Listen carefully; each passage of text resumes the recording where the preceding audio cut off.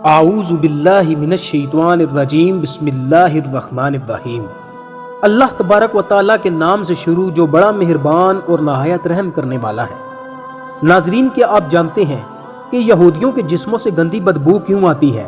اور کس طرح 70,000 یہودیوں کو مار کر دوبارہ زندہ کیا گیا تھا؟ اگر آپ ان سوالوں کے جواب نہیں جانتے تو آج کی ویڈیو مکمل دیکھیے گا، جس میں اس حوالے سے ہم آپ کو تفصیل سے بتائیں گے جو یقیناً آپ کے لیے باعث علم ثابت ہوگی۔ دوستو، آپ جانتے ہوں گے کہ یہودیوں کی بہت سی نسلیں اور فرقے ہیں، جن میں سے یہودیوں کی ایک ایسی نسل بھی موجود ہے جن کی جلد کا رنگ مردہ انسانوں کی طرح پیلا ہوتا ہے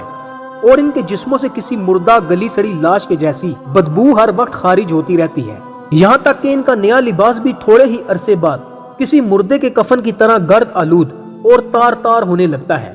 یہ لوگ اپنی اس کمزوری یا نشانی کو چھپانے کے لیے بھلے کتنے ہی پرفیوم اور خوبصورت لباس استعمال کر لیں، ان کی تینوں نشانیوں میں سے کسی ایک نشانی کی وجہ سے پہچانے جاتے ہیں۔ یہ لوگوں میں گل مل کر اپنی شناخت چھپا لیتے ہیں،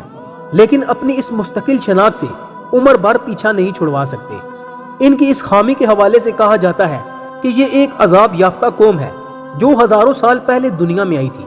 لیکن اپنی بدعمالی اور پیغمبر کی سرائی نافرمانی کی وجہ سے، اللہ کے احکامات کی خلاف ورزی کرنے کی وجہ سے ایک انوکھے اور بدترین عذاب کا شکار ہو گئی تھی۔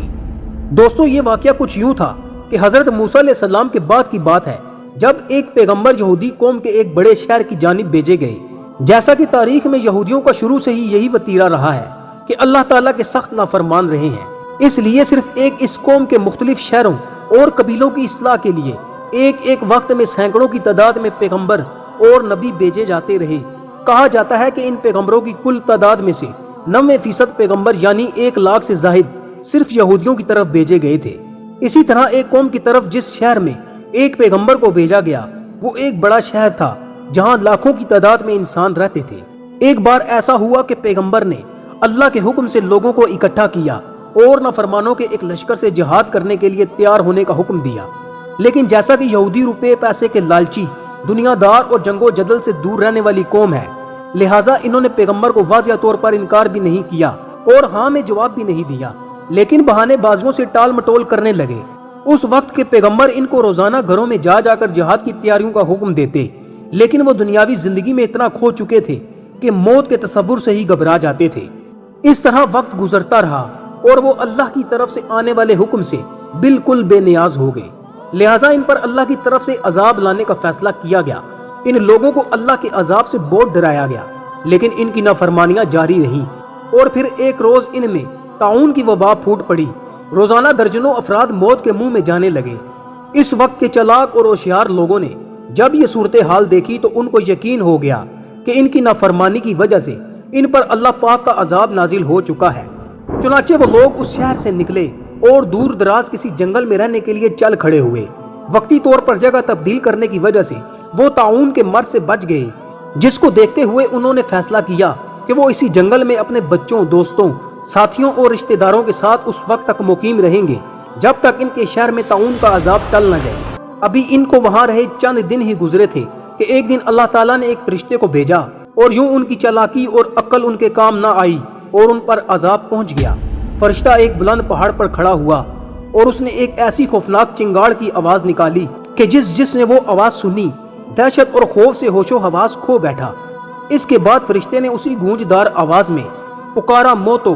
یعنی مر جاؤ۔ اس کے یہ الفاظ ادا ہوتے ہی جہاں جہاں پر وہ یہودی موجود تھے وہیں پر گر گئے اور اسی وقت ان کی روحیں ان کے جسموں سے پرواز کر گئیں۔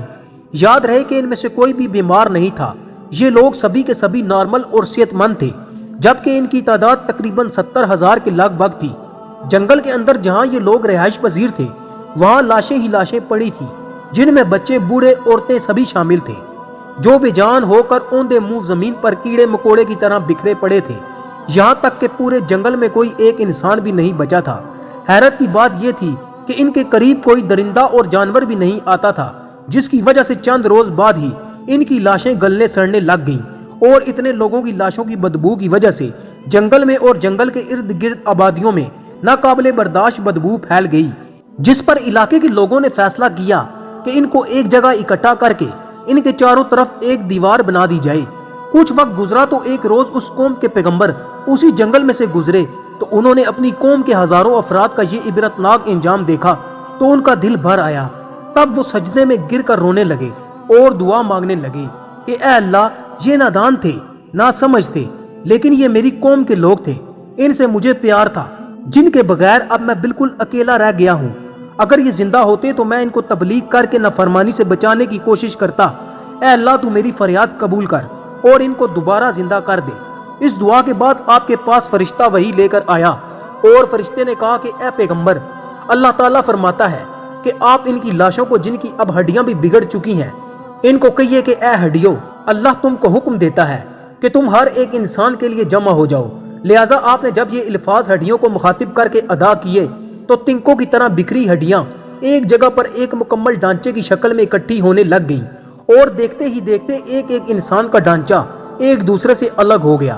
اس کے بعد پھر فرشتہ حاضر ہوا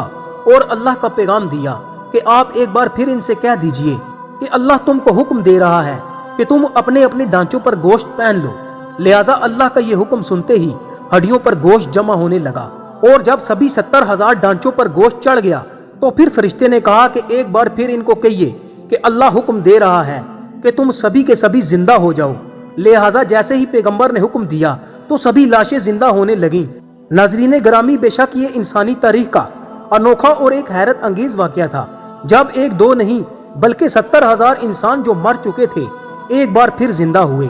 لیکن ان کے عذاب کی نشانی کے طور پر ان میں ایک تبدیلی آ چکی تھی جس کے آثار آج بھی موجود ہیں، اور وہ تبدیلی یہ تھی کہ ان کی جلد کا رنگ کسی مردہ انسان کی لاش کی طرح پیلا اور زرد ہو چکا تھا، جس طرح 10-15 دن کے بعد کسی لاش کے جسم کا سارا خون خشک ہو چکا ہوتا ہے اور خون کے بغیر جلد بالکل پیلی پڑ چکی ہوتی ہے۔ لہٰذا ان انسانوں کی جلد کا رنگ ایسے ہی پیلا ہو چکا تھا، لیکن وہ صحت مند اور زندہ تھے۔ ان میں دوسری تبدیلی یہ تھی کہ ان کے جسموں سے ویسی ہی بدبو خارج ہو رہی تھی